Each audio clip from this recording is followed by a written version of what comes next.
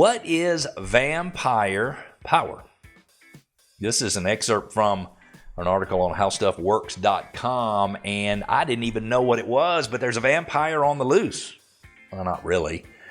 Whether you're at work or home or out of town, this vampire is taking a bite out of your wallet and harming the environment. But there's no need to barricade the house or stock up on garlic. The vampire works entirely through your electrical outlets, and stopping this monster can be as easy as pulling a few plugs. The building in question is vampire power, also known as standby power or phantom load. This term refers to the electricity that many gadgets and appliances waste by just being plugged in, even if they're switched off. What do you think your cell phone charger does all day while it's plugged into the wall? If it's warm when you get home from work, or whenever you get back from whatever you're doing, then it's been using electricity, even if it had nothing to charge. Same thing with my laptop battery. Even your electric toothbrush, it may not put that much strain on the local power plant, but the big picture is troubling. In the U.S. alone, listen to this. Vampire power, that's hard to say, vampire power costs consumers more than $3 billion a year. Let me say that again. Vampire power costs consumers more than $3 billion per year. Over time, microwaves and TVs actually consume more electricity during the hours they are not in use than the times you're actually using them to cook dinner or watch your favorite TV show. Want to stump your roommates or whoever lives with you, spouse, kids, ask them to guess how many electric gadgets or appliances are plugged in throughout your home right now. It's an interesting exercise. And if you want to break it down room by room, you can probably come up with a pretty decent estimate.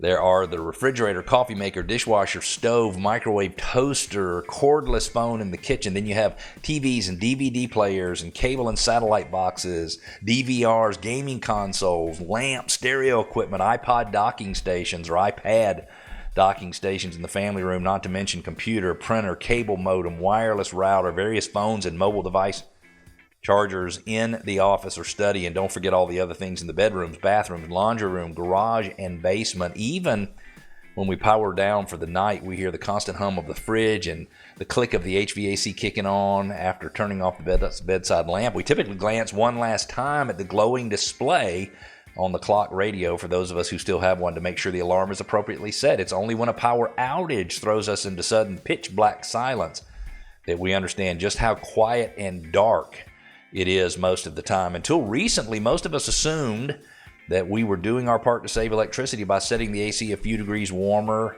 or remembering to turn the lights off whenever we leave. I did that when I left my home this morning.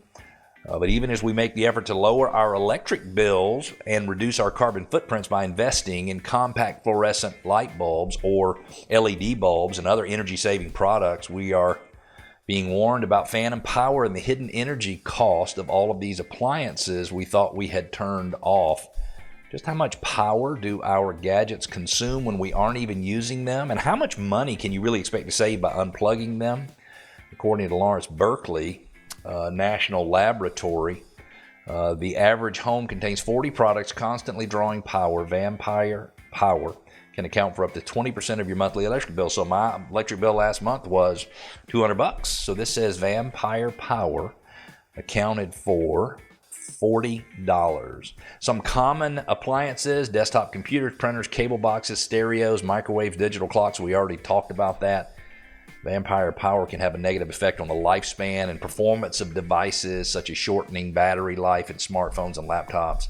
Leaving devices plugged in can also lead to hazards such as overheating and electrical fires. Here are some ways to reduce vampire energy. Use smart strips. I know they make these little power outlets that you actually have a remote control to turn them on and off. And I'm thinking, maybe I could put that behind my TV, because the truth is when I'm not there, I don't care if anything is powered on for the most part, except my HVAC, a few other little things. But you can turn off your power strips. You can upgrade to energy efficient appliances. You can adjust the power settings.